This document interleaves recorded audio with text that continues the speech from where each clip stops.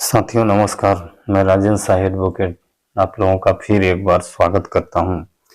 साथियों, मैं आज यह वीडियो इसलिए बना रहा हूं कि हालांकि जो सहारा निवेशकों के क्लेम रिजेक्ट हुए थे उनको पूरा अंडर प्रोसेस में दिखाया जाने लगा है पोर्टल पर, लेकिन फिर भी हम यह कहना चाहते हैं कि अधिकतर निवेशकों का क्लेम रिजेक्ट ही होगा। अब क्लेम रिजेक्ट होगा, रिजेक्ट होने का कारण क्या है? अगर हम कारण पर बात करें साथियों, तो इसका बहुत बड़ा कारण यह है कि चूंकि आप लोगों को मालूम है कि सहारा के ब्रांचेज में बहुत सारा भीड़ भाड़ रहता था। जब सहारा के ब्रांचेज चला करते थे उस समय की मैं बात कर रहा हूं, क्योंकि मैं भी कभी कार्यकर्ता रहा हूं सहारा का। तो उस समय जो सहारा के बांड या सहारा के रसीद निकलते थे कंप्यूटर से, तो उन रसीदों और बांडों पर हम लोग सील लगा लिया करते थे। सील ब्रांच का लगा दिए, सील मैनेजर का लगा दिए, लेकिन सिग्नेचर हम लोग अपने हाथ से कर देते थे। यानी अधिकांशतः एजेंटों के द्वारा बांडों पर या रिसीव्डों पर एजेंटों के द्वारा या कार्यकर्ताओं के द्वारा ही दस्तखत किया गया है, हस्ताक्षर किया गया है। उसके जो एथराइज पर्सन हैं, जो मैनेजर हैं या कि जो एथराइज कैशियर हैं, उनके सिग्नेचर रसीदों में या बांडों में बहुत ही कम बना है। यानी कि अगर हम ये कहें तो लगभग 50% बांडों पर एथराइज पर्सन यानी एथराइज व्यक्ति यानी मैनेजर या कैशियर के हस्ताक्षर नहीं बने हैं, क्योंकि एजेंटों को बोल भी देते थे, मैनेजर और कैशियर भी बोल देते थे कि सील लगाओ और दस्तखत कर दो, अपना दस्तखत कर दो, कुछ नहीं होगा, हमको ना भुगतान करना है। क्योंकि भुगतान सहारा को करना था और सहारा भुगतान करती चली आ रही थी। लेकिन आज चूंकि जब इसका मिलान सरकार के द्वारा किया जा रहा है, तो सरकार तो एथराइज पर्सन का हस्ताक्षर ऑलरेडी वहां पे किस ब्रांच का है, एथराइज पर्सन का हस्ताक्षर वहां पे है, उस हस्ताक्षर से इस बांड के हस्ताक्षर का मिलान किया जा रहा है। तो हस्ताक्षर में मिसमैच आना स्वाभाविक है, और इस मिसमैच के कारण ही अधिकांश बांडों को रिजेक्टेड किया जा रहा है। यह पहला मुख्य कारण है। दूसरा कारण है साथियों, निवेशकों के हस्ताक्षरों का मिसमैच होना।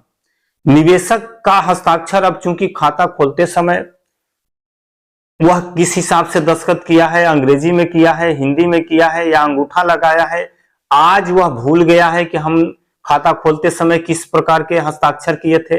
पहले क्या होता था कि हम लोग जब जाते थे तो सहारा ऑफिस में हम खाता खोलते समय जिस हिसाब से दस्तखत किए होते थे, उस दस्तखत को फॉर्म निकाल के दिखा दिया जाता था और उसी हिसाब से हस्ताक्षर करके अपना भुगतान प्राप्त कर लेते थे। आज हम लोग किस हिसाब से दस्तखत किए हैं उसको बताने वाला तो कोई है नहीं। यानी कि निवेशकों के दस्तखत में भी मिसमैच आ रहा है, जिसके कारण भी अधिकांश क्लेम रिजेक्ट हो रहे हैं। अब सबसे बड़ा प्रश्न यह उठता है कि आखिर इन रिजेक्ट क्लेमों को अप्रूव्ड कैसे होगा, कैसे सहारा निवेशकों का पैसा मिलेगा? चूंकि सहारा निवेशक पैसा तो जमा किया है, अब हस्ताक्षर भूल गया है या उसके बांड पर कार्यकर्ता हस्ताक्षर किया है कि एथराइज पर्सन हस्ताक्षर किया है, इससे उसका तो लेना देना है नहीं। अब चूंकि निवेशक अगर हस्ताक्षर भूल गया है तो निवेशक का तो आधार से वेरीफाई हो रहा है, आधार ओटीपी से आप वेरीफाई कर रहे हैं, तो उसके हस्ताक्षर को तो हम नजरअंदाज कर सकते हैं।